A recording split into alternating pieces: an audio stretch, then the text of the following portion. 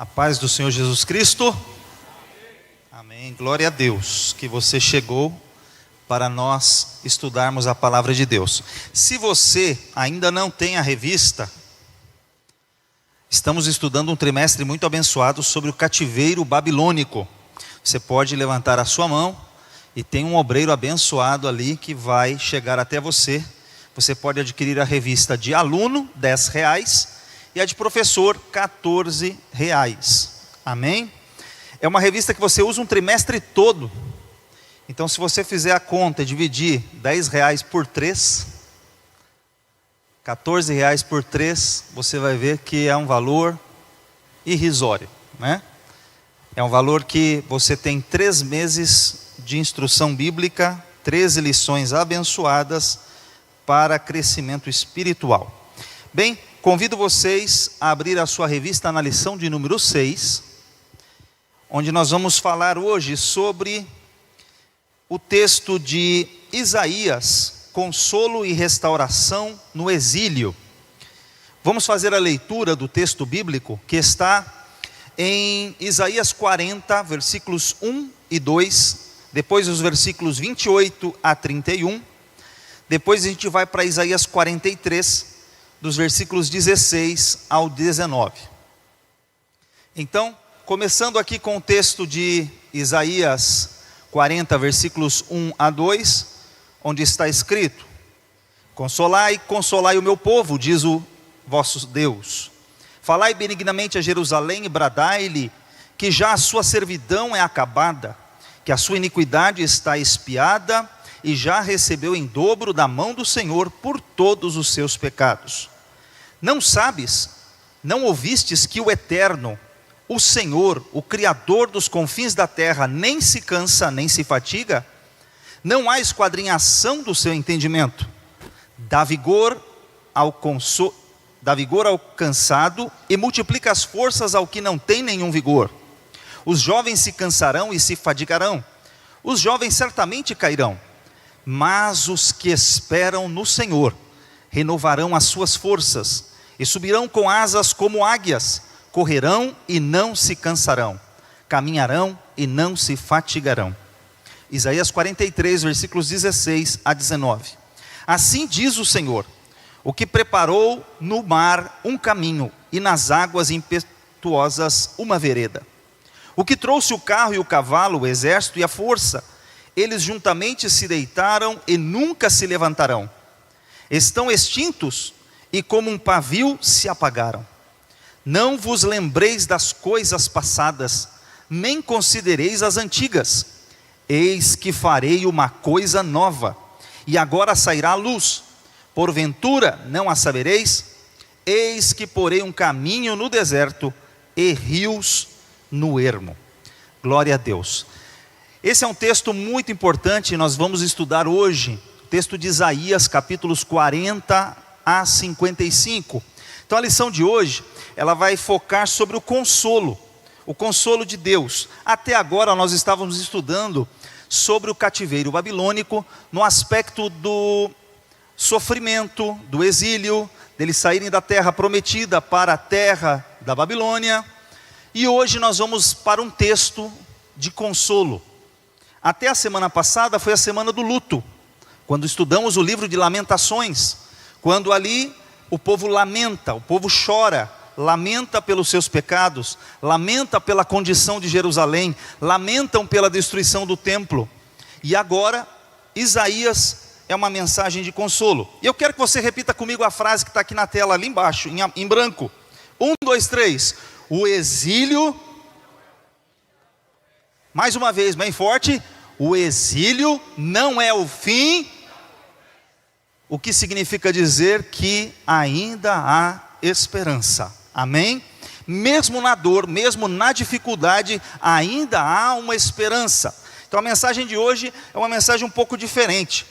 E aí você lê comigo o texto áureo da nossa lição, que tem a ver com o nosso Senhor Jesus Cristo. 1, 2, 3. Mas Ele, pelas nossas e moído pelas nossas iniquidades, o castigo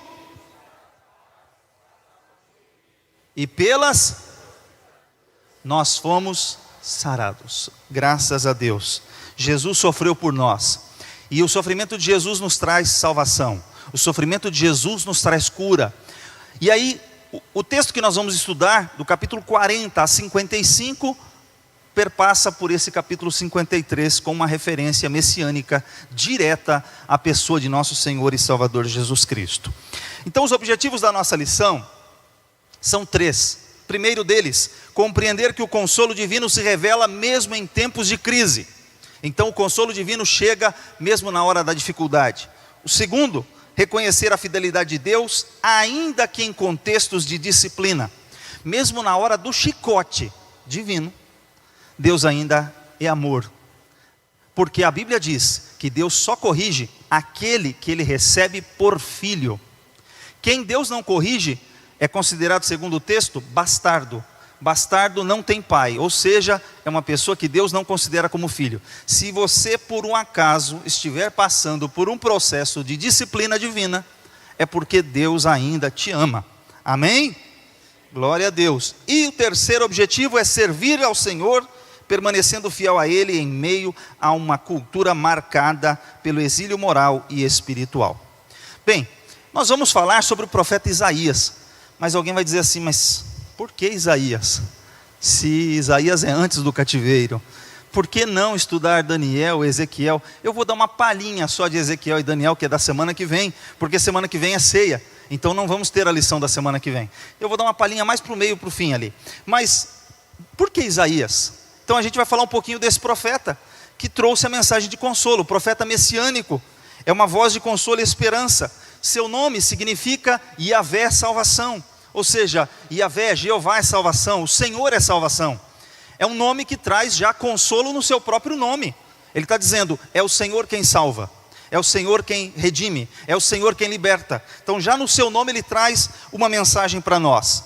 Ele era natural de Jerusalém, o seu pai, ele era Amós, com Z, não é o Amós com S, porque alguém diria, tem um profeta Amós, será que o profeta Amós era o pai de Isaías? Não, o profeta Amós, profeta menor, não era o pai de Isaías. Amós com S e Amós com Z são personagens diferentes na Bíblia, apesar da pronúncia ser a mesma. A esposa de Isaías também era uma profetisa. Ele tinha 2 filhos com nomes bem esquisitos, tá bom? Que eu não vou nem me arriscar a pronunciá-los. E ele tinha também o seu pai, ele era apadrinhado, aparentado do rei Amazias. Então, de acordo com a tradição, ele era da família real. Então, quando você lê Isaías capítulo 6, versículo 1, quando diz assim, no ano em que morreu o rei Uzias, eu vi o Senhor assentado sobre um alto e sublime trono. Já dá uma intenção que ele era um profeta, alguns dizem que ele era um profeta palaciano. Ele frequentava o palácio, ele tinha acesso ao palácio. Mas que a vida de Isaías, do capítulo 1 ao capítulo 6, é uma vida. Do capítulo 6 em diante ele muda, porque ele tem um encontro real com o Senhor, que muda a sua vida. Então, a partir daí, você vai ver que ele começa seu chamado, especificamente, no tempo do rei Uzias, estende-se até o tempo do rei Manassés, onde ele teve mais proeminência no seu ministério, onde há um destaque especial, no reino de Ezequias, quando o exército assírio vem para destruir Jerusalém, cerca Jerusalém, por volta lá do ano 720, 722, naquela época, quando Samaria caiu, os assírios encontraram coragem, já que Samaria caiu, vamos para cima de Jerusalém. E aí eles tentaram, só que ali eles encontraram uma diferença. Ali tinha um rei que temia ao Senhor, havia um homem que orava, havia um homem que servia ao Senhor Deus poderoso. E Ezequias estava sendo influenciado por um profeta chamado Isaías, que estava lá para ajudar na hora da dificuldade, aconselhando ele a continuar firme no Senhor. Então Isaías é o profeta que chega para aquele rei e diz assim, coloque a tua casa em ordem, porque senão você vai morrer. Coloque a tua casa em ordem, porque você vai morrer. Na verdade foi essa a mensagem. Aí o Ezequias olha para a parede, começa a orar, Senhor, eu fui fiel, lembra Senhor, e tal. E Deus lhe acrescenta 15 anos de vida. Aí um detalhe importante, Deus tinha dito para ele, coloca a sua casa em ordem, porque você vai morrer. ele orou e Deus acrescentou 15 anos. Glória a Deus, Deus ouve a oração. Deus muda sentenças. A oração tem poder de mudar sentenças. Mas deixa eu só te dar uma estatística. Aquele reizinho final ali, que reinou 55 anos, de nome Manassés, ele começou a reinar com 12 anos de idade. Se ele é filho de Ezequias, e Ezequias ganhou 15 anos de prorrogação, o que você entende? Que esse menino nasceu nos anos de prorrogação. E só vou dizer uma coisa para você. Talvez fosse melhor o Ezequias ter orado: Senhor, despede o teu servo em paz. Talvez tivesse sido melhor. A história talvez tivesse sido diferente. Porque esse menininho aqui foi muito mal. Esse menininho aqui, ele simplesmente foi o pior rei de Judá. Ele simplesmente matou profetas. Inclusive Isaías foi morto por ele. Foi esse rei aqui, ó, Manassés, que queimou seu filho, seu próprio filho. Ele queimou o menino vivo a um deus chamado Moloque. Esse homem foi muito mal. Quando ele matou Isaías, segundo a tradição, não está na Bíblia, ele cerrou Isaías ao meio.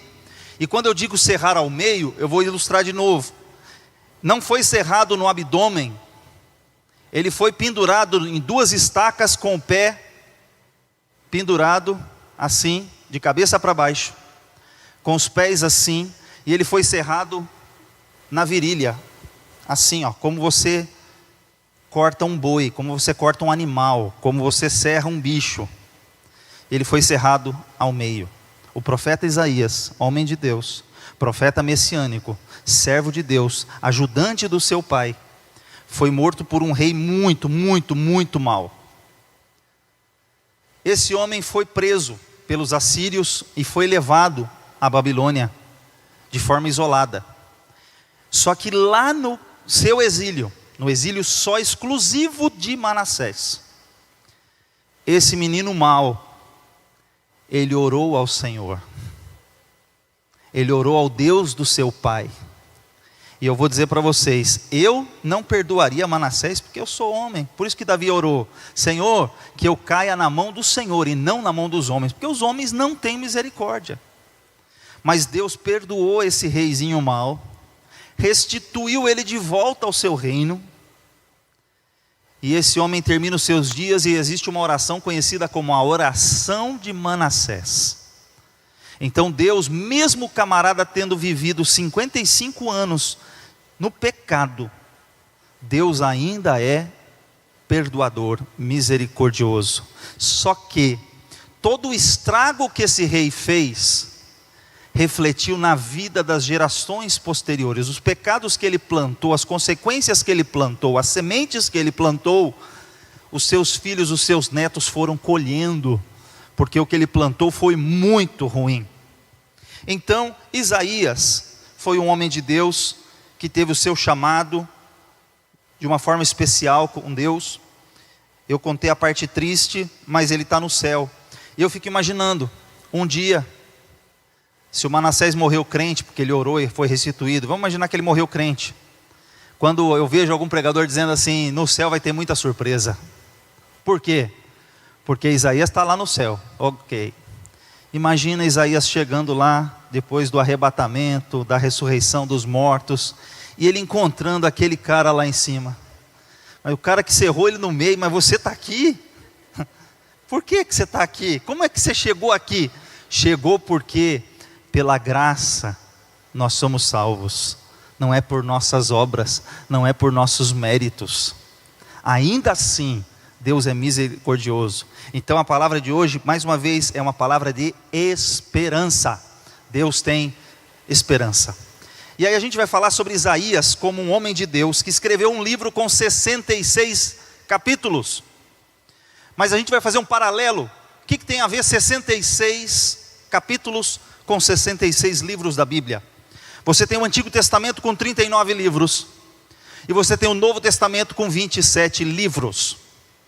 Mas Isaías é conhecido como a pequena Bíblia. Por que ele é conhecido como a pequena Bíblia? Porque do capítulo 1 ao capítulo 39 da Bíblia, a gente trata sobre a antiga aliança, que termina com uma palavra de maldição. Mas quando você olha, o Novo Testamento termina que há um novo céu e uma nova terra. Você tem a salvação, apresentando o Evangelho de Jesus Cristo, terminando em Apocalipse. O que acontece com Isaías? Isaías começa do capítulo 1 ao capítulo 39, julgamento das nações. Julgamento de Israel, julgamento de Judá, julgamento da Babilônia, julgamento de vários outros povos, da Síria. Ele profetiza 39 capítulos sobre julgamentos. Do capítulo 40 de Isaías ao capítulo 66, são mensagens de esperança. Por isso a gente fala que é um microcosmo. O que é um microcosmo? É uma Bíblia, né? Ele tem uma mini Bíblia em seu livro. É você olhar e falar assim, uma miniatura da Bíblia. Isaías representa na sua mensagem de esperança esse aspecto de que ele vai trazer esperança do capítulo 40 ao capítulo 66. E só para recapitular, eu já falei isso na outra aula, na primeira aula, sobre o ABC dos profetas. Então comigo, a letra A é a Síria, e quais eram os profetas dessa época? Isaías e Miqueias. Na letra B nós temos Babilônia. Quem eram os profetas dessa época? Jeremias e Abacuque. E na letra C, cativeiro, quais eram os profetas? Ezequiel e Daniel.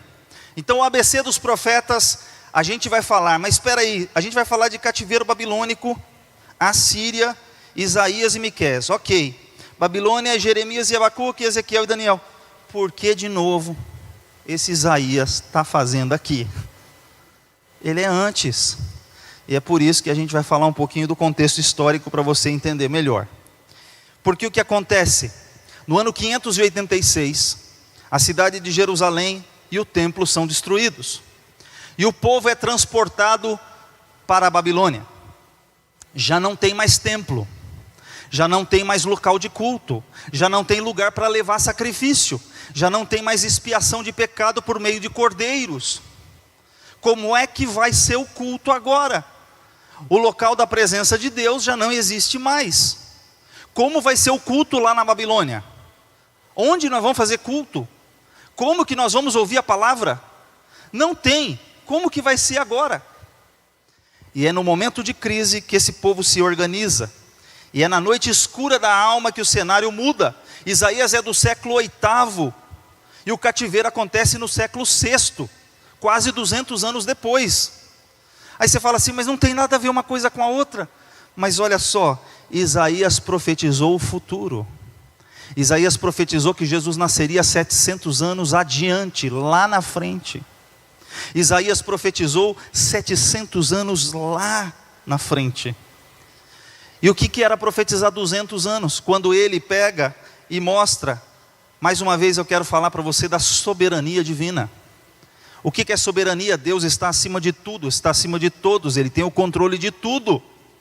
E aí, por causa disso, eu quero que você leia comigo esse versículo aqui. Vamos lá, 1, 2, 3. Lembrem-se das coisas da antiguidade, que eu sou Deus, e não há outro. Eu sou Deus, e não há outro semelhante a mim. Desde o princípio, anuncio o que há de acontecer. E desde a antiguidade, revelo as coisas que ainda não sucederam. Eu digo, o meu conselho permanecerá em pé, e farei toda a minha vontade. Irmãos, na academia teológica, alguém vai dizer assim, não foi Isaías que escreveu os capítulos 40 a 66. Na tradição dos teólogos que não creem em Bíblia, não creem no sobrenatural, não creem na soberania divina, eles vão dizer assim, quem escreveu Isaías, do capítulo 40 em diante, foram pessoas que eram discípulos, amantes, adeptos da escola de Isaías, que escreveram na época do cativeiro, porque eles vivenciaram, passaram por aquela circunstância, escreveram depois, e puseram tudo junto, colocando o nome do Isaías que já estava morto há 200 anos atrás. Quem não crê no sobrenatural, não vai entender que esse homem escreveu sobre o nome do rei, Ciro. Ele revelou CPF de verdade naquela época. Ele disse qual era o nome do rei, que o rei ia fazer, que o rei ia fazer, qual era o decreto que ele ia escrever. Hoje revelam CPF por aí. E eu não sei a veracidade desse CPF, mas a verdade é a seguinte: Isaías profetizou 200 anos antes do rei nascer. Então, nós cremos que sim, olha o que está escrito: Deus anuncia o fim desde o começo. Deus já conhece o final da história. Para Ele falar o que vai acontecer daqui 2000 anos, não é nada para Ele. Porque para Ele, um dia é como 1000 anos, 1000 anos é como um dia. Não faz diferença. Deus já conhece o fim da história. Deus é soberano. E aí o que acontece aqui é que tem mais um texto que diz assim: digo às profundezas do mar, a profundeza do mar, seque e eu secarei os rios. Eu digo a respeito de Ciro, ele é meu pastor e cumprirá tudo o que me agrada. Digo também de Jerusalém, será edificada, e do templo seus alicerces serão lançados. Esse rei nasceu 200 anos depois, aproximadamente. Esse rei foi quem escreveu o que Isaías disse que ele escreveria. Ele deu o decreto para que eles voltassem a Jerusalém. Nabucodonosor levou para a Babilônia. Ciro venceu a Babilônia. Ciro conseguiu dominar o império mundial da época, e ele escreve o retorno dos judeus. Vou contar mais uma para você entender. Ciro era o rei da Pérsia, que se fosse nos dias de hoje seria o Irã. O que significa dizer, um dos piores inimigos de Israel foi quem Deus usou para escrever, para assinar o cheque. Então pega a visão. Ele assinou o cheque, assinou a ordem e mandou o povo voltar para reconstruir o templo. Foi o inimigo que Deus usou para ser amigo. Então você não sabe de onde vem o socorro vem do Senhor, mas você não sabe quem Deus vai usar. Às vezes está achando que Deus vai usar o irmão da sua direita, às vezes não é o irmão da sua direita, não vai ser o irmão da sua esquerda. Talvez Deus vá usar uma pessoa que você não tem ideia, o ímpio, para abençoar o justo. Então tem horas que a gente fica aqui, mas Senhor, por quê? Justo esse? É, justo esse, Deus quis usar. E Deus escreveu mais uma coisa no capítulo 45, versículos 1 e 2. Olha só: assim diz o Senhor ao seu ungido, a Ciro, que tomo pela mão direita para submeter as nações diante dele, para desarmar os reis e para abrir diante dele portões. Deus não abriu sua porta, Deus abriu portões, que não se fecharão. Eu irei adiante de você, endireitarei os caminhos tortuosos, quebrarei os portões de bronze e despedaçarei as trancas de ferro. Deus fez uma promessa para um rei ímpio, e se cumpriu, porque esse rei ímpio seria usado para trazer o povo de Deus de volta. Então Deus é poderoso. Para você entender um pouquinho da cronologia, deixa eu aproveitar aqui para você entender o que aconteceu na história. Vou retroceder a fita um pouquinho. No reino de Salomão, até Salomão, Israel era um reino unido. O que aconteceu com Israel no Reino Unido? Eles estavam todos debaixo de um governo. Saul reinou 40 anos sobre um reino unido. Davi 40 anos sobre um reino unido. Salomão 40 anos sobre um reino unido. Determinado momento da história, o seu filho Roboão causa uma divisão. E aí você vai ter 10 tribos no norte, no mapinha em verde, chamado Israel, com capital em Samaria. E você vai ter Judá no sul, sendo a capital Jerusalém. Então essa divisão acontece tendo 2 reis. E assim a parte sul começa a ser conhecida como Reino do Sul ou Judá. Era composta de 2 tribos, Judá e Benjamim. Aí você avança um pouquinho e você vai ver que Roboão é o filho de Salomão que causou a divisão. Aqui a gente vai passar por muitos reis no meio do caminho, até chegar em Uzias. Uzias é um ponto-chave da nossa discussão, porque Uzias, no ano em que morreu o rei Uzias, Isaías começa a profetizar na época em que Uzias era rei. Então, você tem aqui Isaías profetizando aqui nesse período, e ele vai produzir as suas profecias mais ou menos por volta dos anos 740, ele vai escrevendo as profecias. E aí você vai passando vários profetas e reis, que Deus vai usando nesse período. Então, passando para a narrativa de Judá, chega Manassés, que mata Isaías, mas Isaías já tinha escrito o seu livro. E o tempo vai passando até que chega a época de Josias, uma grande reforma, e vem o cativeiro babilônico, que é onde a gente está agora. Israel foi levado para a Babilônia. E aí o que acontece aqui? Tudo destruído. Só que aí esse povo agora está vivendo na Babilônia, longe da sua terra. Deus levanta Ezequiel, Deus levanta Daniel, só que os dois vivem agora na Babilônia. Daniel está no palácio, Ezequiel está no campo. Deus usa esses dois homens para escreverem textos de consolo para quem vivia naquela época. Só que a gente vai falar de Isaías, que é um homem que está 200 anos aqui para trás, que escreveu para os irmãos que iam viver isso aqui. Olha o que é, imagina o seguinte, Deus fala assim para você, escreve aí um texto, hoje, porque daqui 200 anos, alguém vai usar esse texto aí. Mas Senhor, escreve hoje. Mas Senhor, por que eu vou escrever hoje? Escreve, deixa registrado. Porque daqui 200 anos, alguém vai usar esse texto. Dá para imaginar, Isaías não tinha noção do que ele estava fazendo. Ele escreveu o que Deus mandou, ele foi lá e escreveu. Olha que interessante, é que o que ele escreveu, ele disse que esse homem aqui, no ano 538, ele começou em 740. Para 538, você tem praticamente 202 anos nessa brincadeira aí. Numa distância de um lugar ao outro, e esse homem é quem faz o decreto para eles retornarem. Mas olha só, a mensagem dele é a mensagem de consolo no exílio. E o primeiro texto que nós lemos em Isaías 40, versículo 1 foi: consolai. Tem um imperativo divino. O que é isso? Consolai. Consolai o meu povo, diz o vosso Deus. Quando eles estivessem longe, já não tem templo, já não tem altar, já não tem como oferecer sacrifício. Eles se organizaram num salãozinho. E lá naquele salãozinho, naquela sala, eles levaram as escrituras. Escritura de quem que eles levaram? Do profeta Jeremias, do profeta Isaías. Porque Daniel diz assim: quando eu estava lendo o livro do profeta Jeremias, de que falou o Senhor, que o tempo do cativeiro seria de 70 anos, Daniel estava no cativeiro lendo o livro do profeta Isaías. Eles estavam lendo a lei de Deus, eles estavam estudando a palavra divina.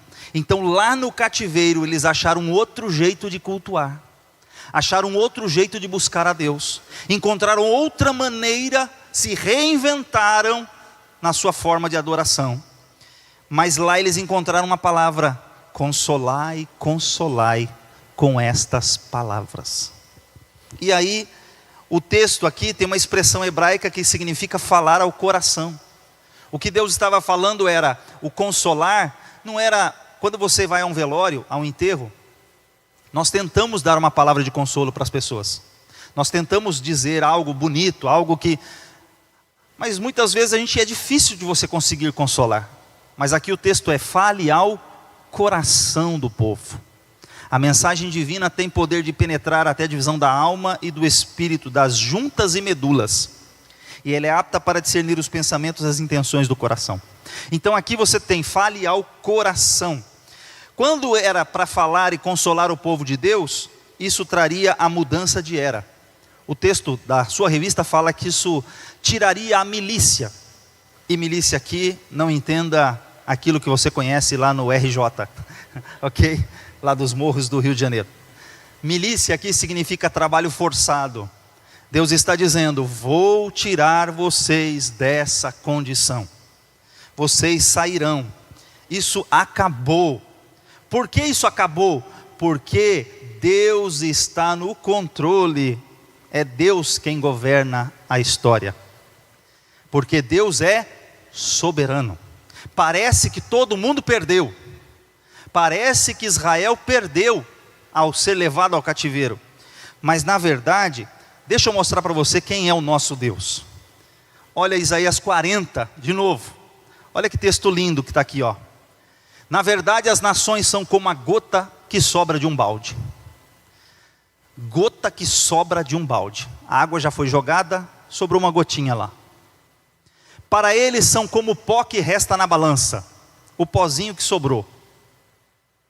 Para ele as ilhas não passam de um grão de areia. Todas as ilhas juntas para Deus é um grãozinho de areia.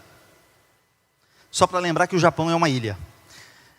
Nem as florestas do Líbano seriam suficientes para o fogo do altar, nem os animais de lá bastariam para os holocaustos. Diante dele, todas as nações são como nada, e para ele são sem valor e menos que nada. O que é algo menos do que nada? O que é nada? Nada, zero. Pode ser negativo, nações negativas. Como que é isso? Diante de Deus, some todas as nações, e para Ele, todas elas juntas são nada, e Ele as considera menos do que nada. Isso Ele está dizendo porque o nosso Deus é poderoso, Ele é grande. O seu problema não é nada, nada. Se todas as nações juntas diante dele são nada, Ele considera menos do que nada, o seu problema é literalmente nada. E aí você lê isso aqui: a quem vocês compararão Deus? Como poderão representá-lo? Alguém tenta fazer imagem de escultura. Como vai representar esse Deus que é tão grande? Ele se assenta no seu trono, acima da cúpula da terra, cujos habitantes são pequenos como gafanhotos. Ele estende o céu como um forro, e os arma como uma tenda para neles habitar. Então, saiba de uma coisa: Israel sendo levado para a Babilônia é plano de Deus. Judá, ao ser transportado para lá, era plano divino. Por isso que Deus pode chegar e dizer para o seu povo: pode renovar a esperança, pode ficar feliz, pode se alegrar no meio da tribulação, pode se alegrar no meio da dificuldade, porque ainda há uma esperança. Ainda que a árvore for cortada, vai ter um renovo, vai ter um broto, vai nascer algo, e esse algo será algo novo e será algo grande. Parece pequeno no começo, mas eu estou arrasado, estou arrebentado, mas Deus ainda pode transformar maldição em bênção. E aí você vai repetir esse versículo comigo lá em cima: mas os que esperam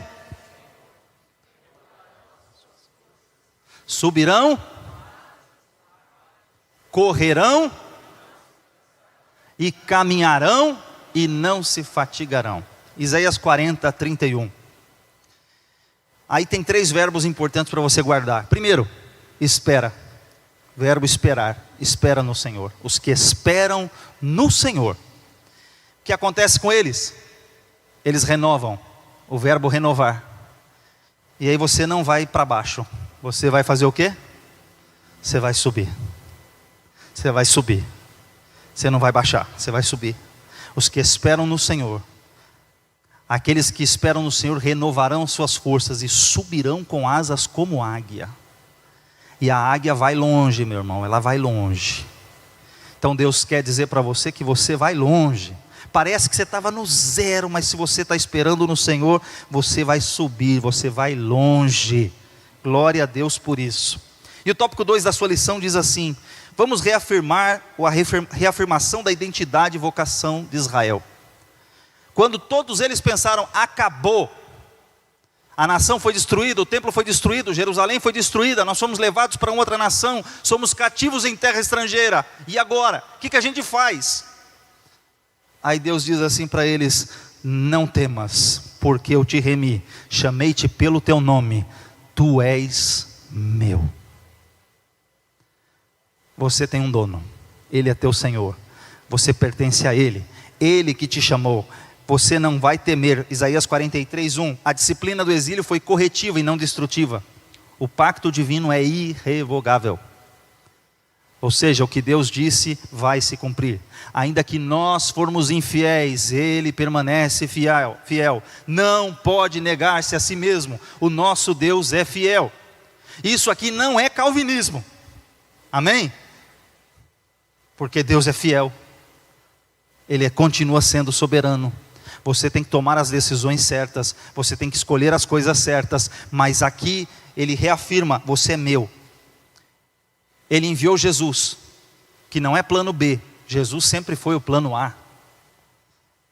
Deus não tem plano B, C, D. Se não der certo eu faço isso, se não der certo eu faço aquilo, se não der certo eu faço aquilo outro. Jesus é o nosso goelho, nosso remidor, aquele que morreu por nós, aquele que se identificou conosco. O parente remidor tinha que ser parente de sangue. Então o verbo se fez carne e habitou entre nós, tornou-se parente da humanidade, para poder redimir a humanidade. Então Jesus, ele veio e fez isso. E Isaías nos capítulos 42, 49, 50 e 53, um ponto importante, a mensagem de Isaías tinha uma aplicação para se cumprir naqueles dias, mas ela também se cumpre no final dos tempos. Mesma coisa quando a gente lê a profecia de Joel, nos últimos dias diz Deus, derramarei do meu espírito sobre toda a carne. No dia de Pentecostes o fogo do céu desceu, eles foram cheios do Espírito Santo, mas o mesmo texto de Atos diz que a promessa diz respeito a vós, a vossos filhos e a todos quanto Deus nosso Senhor chamar. Então a profecia começou em Pentecostes, mas ela continua se cumprindo até os dias de hoje. A profecia se cumpriu na época da Babilônia, mas ela também se cumpriu no ministério de Jesus. E Jesus, ele como um líder compassivo, ele como um mensageiro rejeitado, luz para as nações, como um discípulo obediente, como servo sofredor do Isaías 53, se cumpriu na vida de Jesus. Israel também sofreu. Essas profecias podem ser aplicadas, se você pergunta para um judeu, ele vai aplicar todos esses textos a Israel, a Judá. E não está errado ele aplicar a Judá, mas ele está errado quando ele fecha os olhos e não enxerga quando Filipe se aproxima do eunuco, e o eunuco está lendo Isaías 53. E ele fala, quando ele está lendo aquele texto, Filipe pergunta, entendes tu o que lês? E o eunuco diz, o oficial da rainha, como que eu posso entender se ninguém me explicar? E aí tem um X da questão. Ele sobe ao carro e começa a explicar sobre de quem está falando esse texto. Está falando de Jesus, do Filho de Deus. E ele começa a explicar a partir dessa escritura que tem a ver com Jesus Cristo, nosso Salvador. E o texto que nós lemos nesse capítulo é esse aqui. Mas ele foi ferido pelas nossas transgressões, moído pelas nossas iniquidades. O castigo que nos traz a paz estava sobre ele, e pelas suas pisaduras nós fomos sarados. Por causa de Jesus nós estamos aqui. E aí Deus tinha uma vocação para Israel. Deus queria que eles fossem luz para as nações. Essa era uma missão que Deus queria de Israel, mas eles falharam. A intenção de Deus é que eles fossem luz. Também te dei de luz para os gentios, para seres a minha salvação até a extremidade da terra. Mas eles falharam. Mas o plano divino continua. Jesus veio, cumpriu o plano. E hoje ele olha para mim e para você e diz assim, ó, vós sois o sal da terra e a luz do mundo. É por meio das suas obras que o mundo vai conhecer que vocês são verdadeiramente meus discípulos. Se vos ameis uns aos outros. Isaías continua falando ao nosso coração, mas eu não poderia deixar de explicar quem Daniel e Ezequiel, lição 7, são dois profetas que atuaram em lugares diferentes. Enquanto um está junto ao rio Quebar, lá no campo, tem um que está lá no palácio. E Deus usa tanto quem está no campo, quanto quem está no palácio. Deus que tem uma mensagem de esperança, de fidelidade, de soberania. Você tem um que está junto aos cativos, e você tem outro que está lá no palácio entre os nobres. Deus vai usar os dois. E aí você tem Ezequiel, que o seu nome significa Deus fortalece, e Deus levantou ele para esse tempo, para fortalecer o coração do povo que estava desanimado.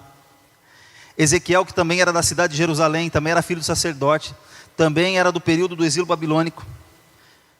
Tem uma coisa curiosa na vida de Ezequiel, que eu vou falar para vocês. Ezequiel, com 25 anos de idade, ele é levado praticamente para o cativeiro. 5 anos depois, ele está lá no cativeiro. Quando deveria se cumprir, ele é filho de sacerdote. Quando ele deveria começar o seu ministério aos 30 anos, de 25 a 30 era o treinamento. Era a escola, era o estágio. Aos 30 ele iniciaria seu ministério sacerdotal.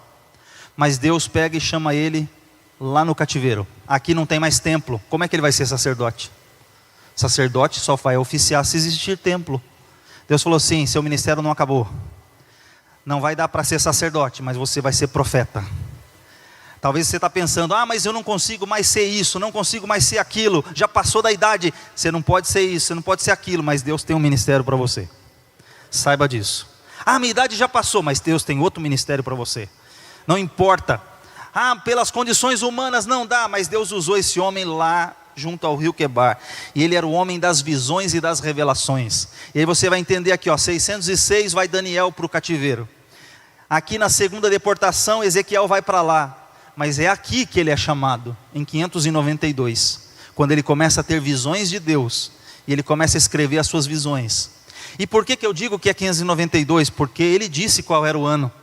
Porque durante o estudo da profecia, você vai entender, ele começou a profetizar antes que o templo fosse destruído em 586. Eles já estavam cativos, porque o rei Nabucodonosor foi levando em pedaços, em levas. A primeira leva em 606, onde foi Daniel. A segunda leva, sacerdotes e mão de obra. E a terceira, quando foi a destruição.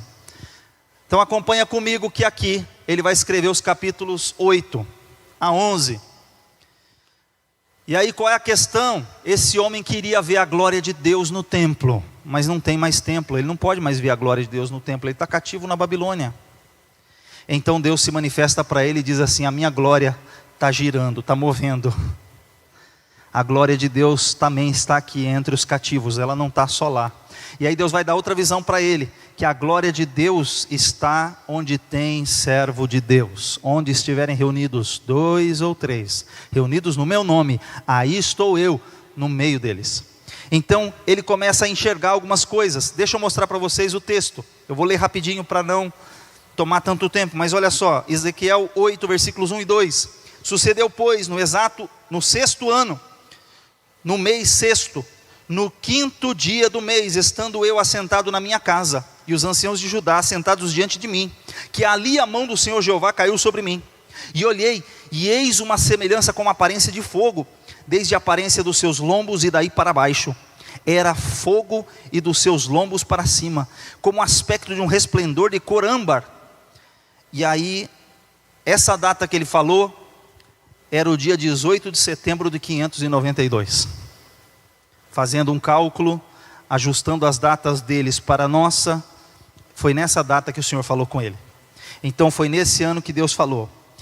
Então olha só, quando ele completa 30 anos de idade para começar o seu ministério, Deus fala com ele. Estendeu a forma da mão e me tomou pelos cabelos da minha cabeça.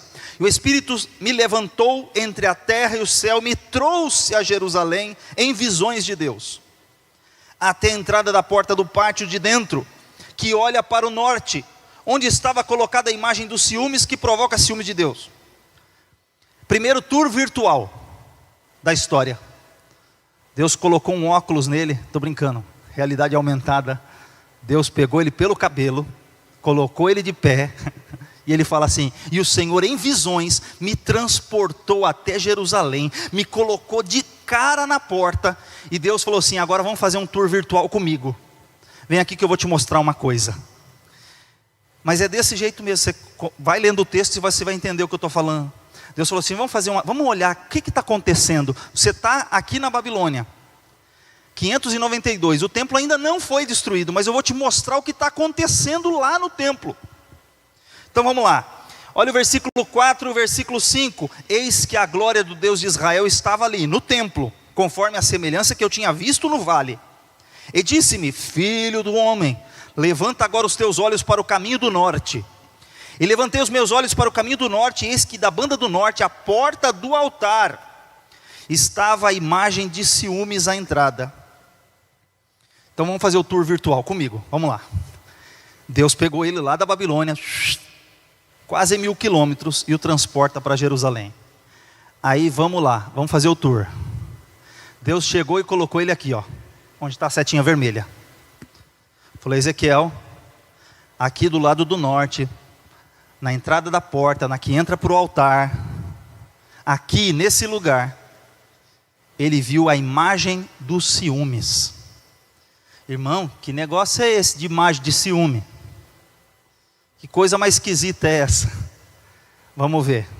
O que era a imagem dos ciúmes?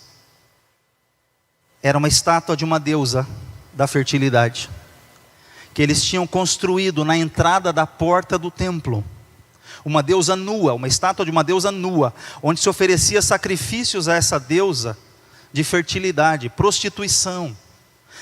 Ali do lado de dentro, essa porta aqui entra para o templo, adoração a Deus. Do lado de fora, na porta do lado do norte, tinha uma estátua. Deus não aceita compartilhar a sua glória, a sua adoração com ninguém. Deus é um Deus zeloso. A tradução talvez não seja a melhor, ciúmes não seja a melhor forma de expressar, mas você vai entender. Deus está dizendo assim: eu não aceito uma outra adoração que não seja exclusivamente a minha adoração.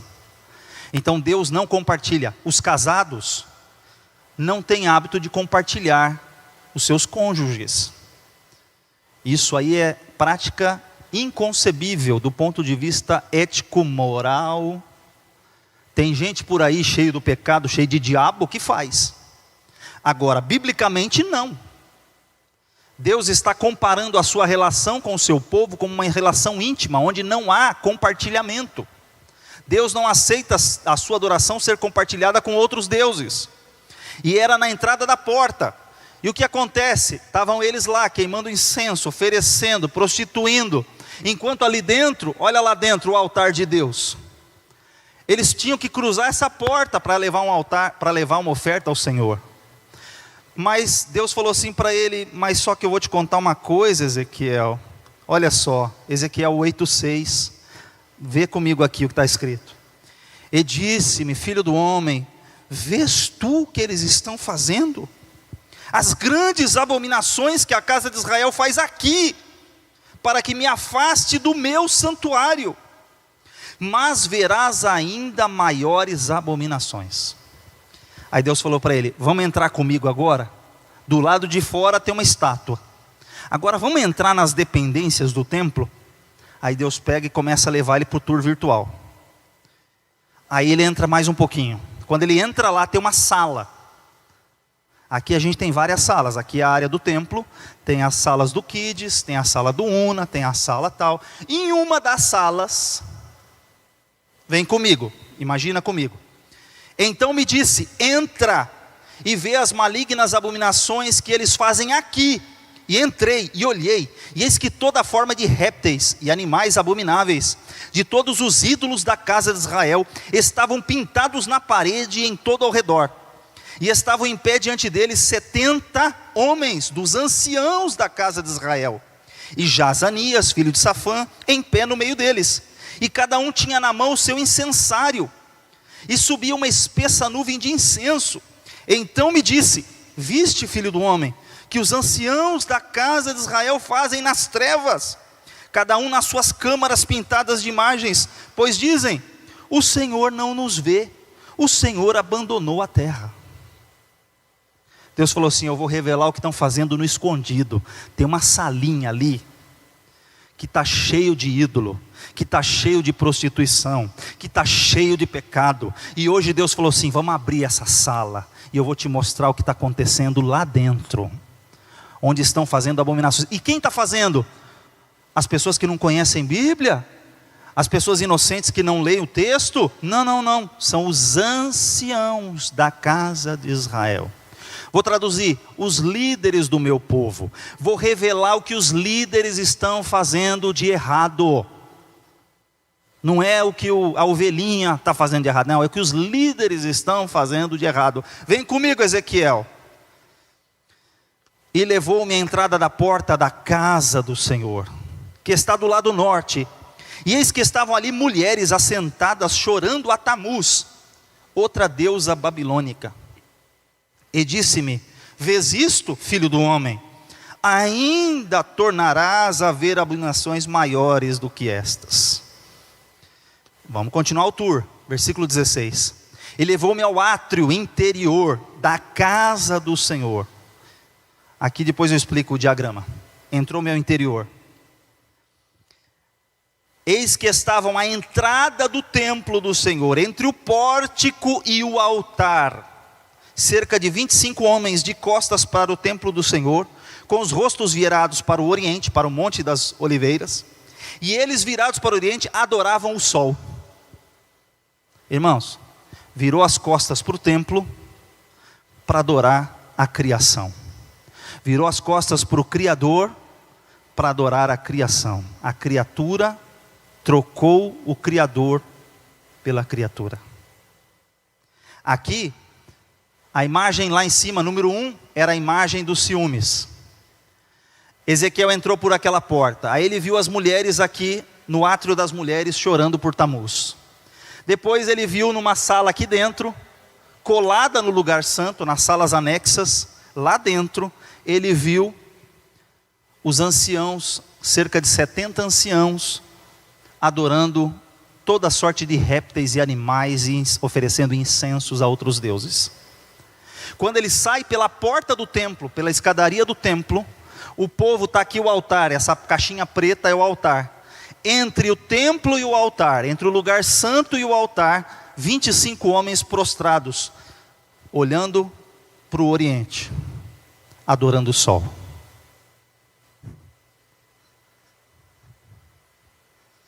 Então, a ilustração é mais ou menos essa aqui, ó. Aí Deus falou assim: sabe o que vai acontecer? Eles estão me expulsando daqui. A glória do Senhor vai sair daqui. E aí, a parte triste do capítulo 10 e o capítulo 11, é a glória de Deus que está aqui dentro. Ela sai pela porta da frente.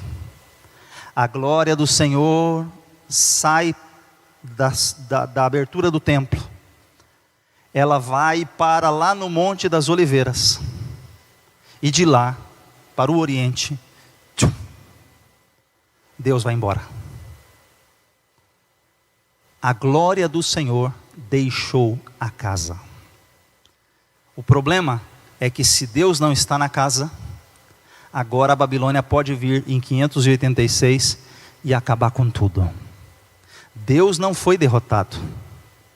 Se vocês me buscarem, vão me achar, quando me buscarem de todo o vosso coração. Se me deixardes, eu também vos deixarei, diz o Senhor.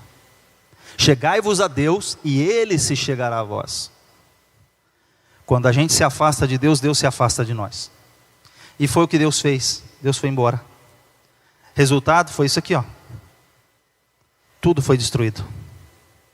Só que Deus falou assim: não vou mais habitar em templo aqui, ó, feito por mão de homens. Mas tem uma coisa, lá na Babilônia, tem um servo meu de joelho dobrado, lá no meio daquela lama, junto ao rio Quebar, lá tem um homem de Deus, que eu vou usar como profeta. Então onde tinha servo de Deus, ele viu a glória de Deus. Aí ele viu a glória de Deus móvel. Aí ele começou a ver visões, porque já não tinha templo para ele ver. Ao ar livre ele começa a ver a glória de Deus.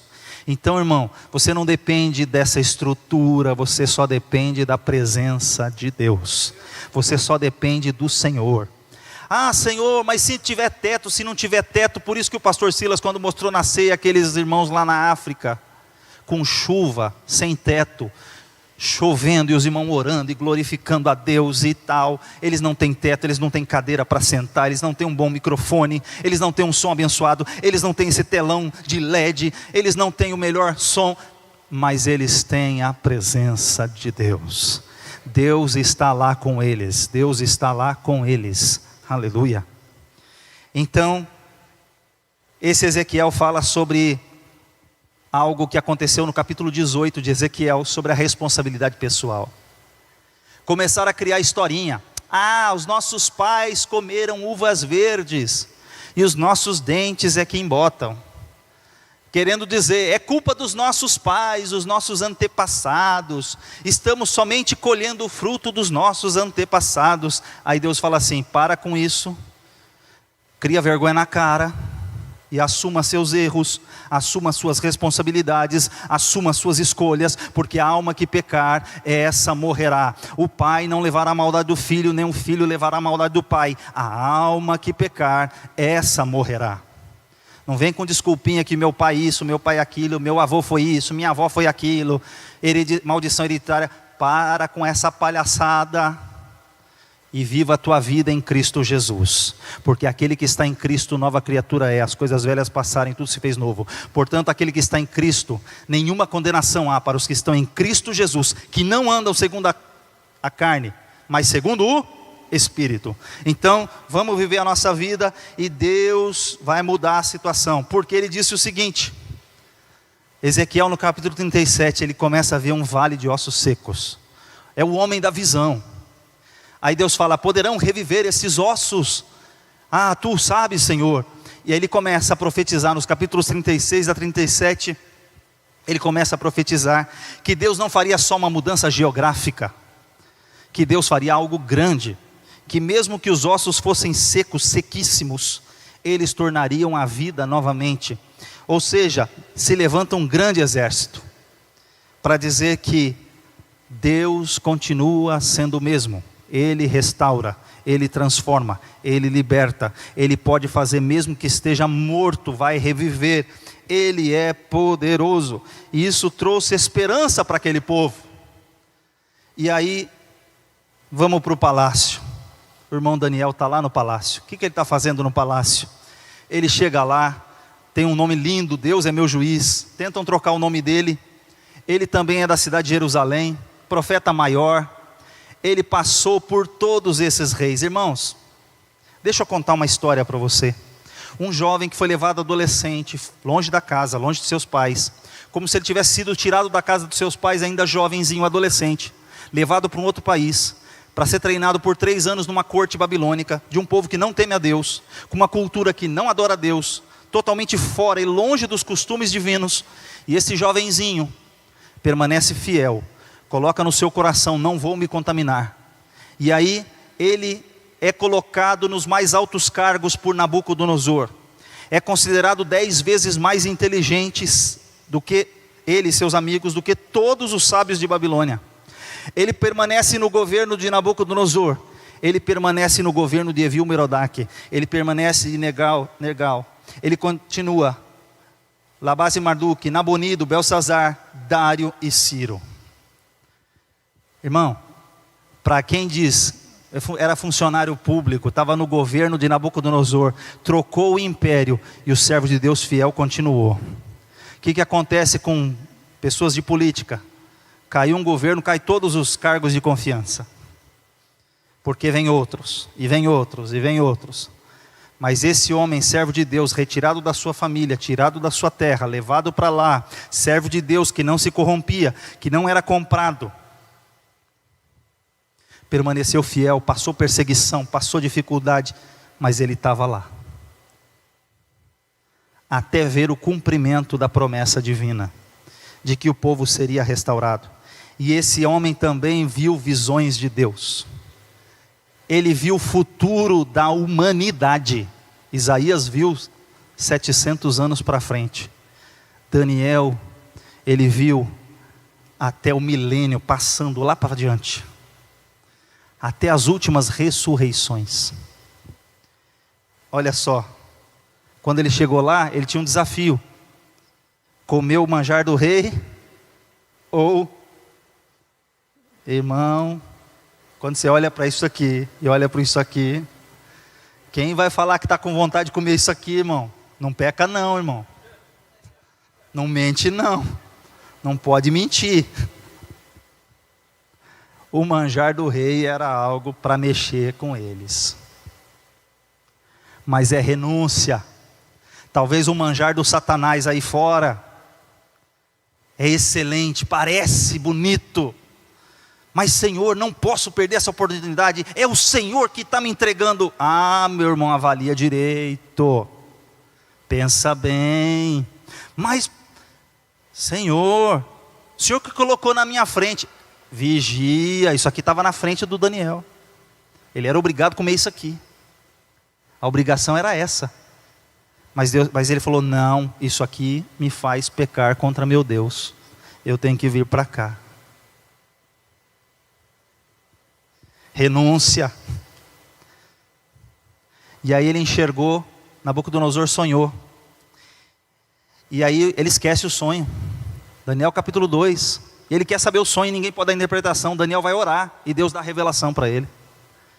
Aí Deus revela para ele que a cabeça de ouro era o Império Babilônico, que era onde ele vivia, que viria um próximo, que se dividiria em dois. Medo-Persa, tem 2 braços, é de prata, Império Medo-Persa. E aí ele fala que depois disso vem o Império Grego. Depois disso vem o Império Romano, e depois disso o reino do Anticristo. E olha só, o que a gente aprende com Daniel, que os reinos dos homens são grandiosos, poderosos, mas eles um dia vão cair. O que vai permanecer é o reino do nosso Senhor Jesus Cristo. Daniel no capítulo 4, no capítulo 5, revela que Nabucodonosor foi humilhado, porque se engrandeceu, foi comer capim. No capítulo 5, quem é humilhado é Belsazar. Nabucodonosor reconheceu a grandeza divina. Belsazar usou os utensílios para oferecer, fazer orgias. Ele foi pesado na balança. No capítulo 7, o céu se abriu. E Daniel viu o Filho do Homem no trono. Enquanto todos os reinos do mundo pareciam animais, que ele viu como animais, ele viu que no trono havia um que resplandecia, que os seus olhos eram como chama de fogo, que os seus pés eram semelhantes ao latão reluzente. Parece alguma coisa que se você já leu lá em Apocalipse? Sim, ele viu a mesma figura, ele viu este ser todo-poderoso, glorioso, nas nuvens, onde o reino dos homens acaba, mas o divino permanece. Por isso que a gente tem a promessa do retorno e da redenção. Deus fez uma promessa, voltando para Isaías, qual foi a promessa? No ano passado, Deus abriu o mar, Deus abriu o Jordão, mas agora Deus falou, vou abrir um rio no deserto, um caminho no deserto. Vai ter rio no ermo. Mas não tem rio lá, só tinha os rios Tigre e Eufrates, mas pelo caminho que eles tinham que voltar, não tinha como. Sim, Deus falou, vou abrir um caminho no deserto. Você está vivendo deserto, saiba que não existe caminho, Deus vai abrir um caminho. Não tem água, Deus vai fazer brotar água. É isso que ele está falando, Deus vai fazer uma coisa nova. E ele falou que ele ia usar esse homem aqui, e ele usou. Isaías 45:1, Ciro é chamado de seu ungido. E só para você entender, quando as pessoas dizem que não era verdade, esse cilindro de Ciro está lá no Museu Britânico de Londres. Quando você for a Londres, você vai passar no museu, é de graça, e você vai ver esse cilindro lá, amém? Então quando você for a Londres, faça esse tour, você vai lembrar da aula da IDP, porque você vai saber que nesse cilindro aqui, está um decreto que Deus disse por boca de Isaías que o Ciro escreveria, e o Ciro escreveu, e o povo voltou. Isso aqui é uma evidência arqueológica, histórica, de que a palavra de Deus é a verdade. Aleluia! A palavra de Deus passa céu, passa terra, mas a palavra de Deus permanece para sempre. E a profecia desses homens fez o quê? Não é escapismo. Ah, pastor, hoje o senhor está triunfalista, aleluia, glória a Deus. É a palavra, tem palavra de chicote, mas tem palavra de consolo, amém? Está aqui, a mensagem não era só para retirar o problema, mas para sustentar durante o problema. Ezequiel denunciou, confrontou o pecado e a assimilação. Não podemos ser como os babilônicos.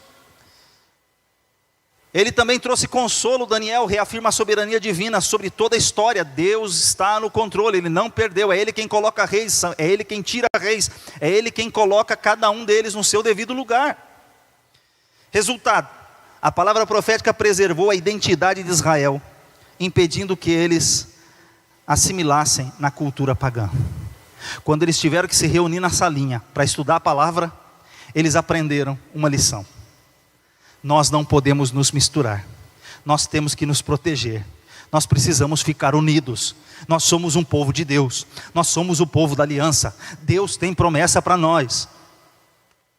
E aí a gente vai para a conclusão, e eu pergunto para você, o que a gente aprende com a teologia do exílio? 3 lições para a gente acabar. Primeira, repita comigo. Volta. Disciplina não é rejeição. Comigo. Disciplina não é rejeição.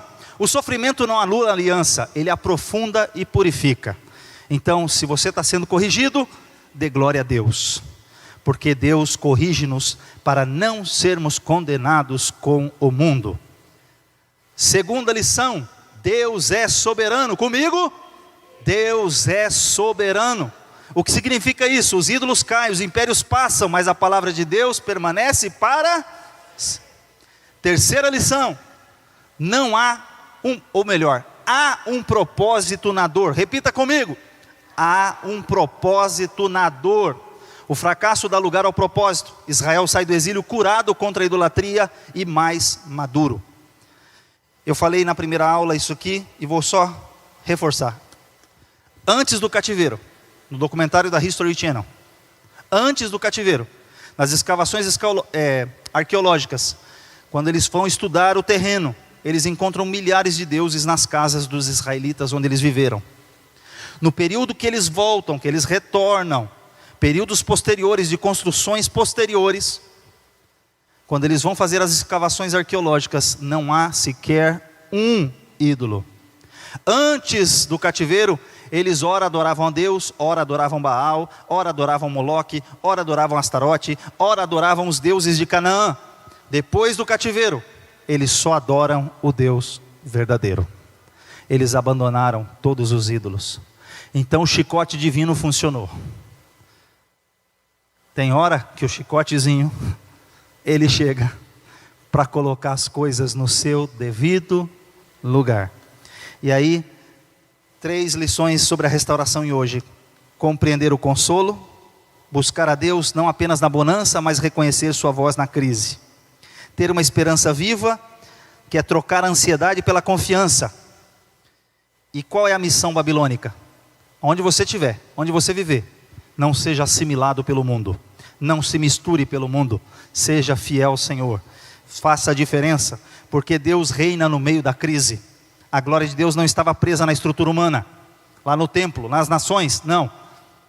Deus está onde há fé, onde há fidelidade, onde tem um servo de Deus fiel, onde tem 2 ou 3 reunidos no seu nome. E aí, repita essa frase de efeito comigo. O exílio, ou melhor, não é essa aqui. Comigo, 1, 2, 3. O exílio não é o tumulto da promessa, mas o útero de uma nova criação. Deus transforma escombros em... Glória a Deus, que Deus em Cristo vos abençoe. Semana que vem é Santa Ceia, na outra tem EDP de novo, em nome de Jesus. Amém?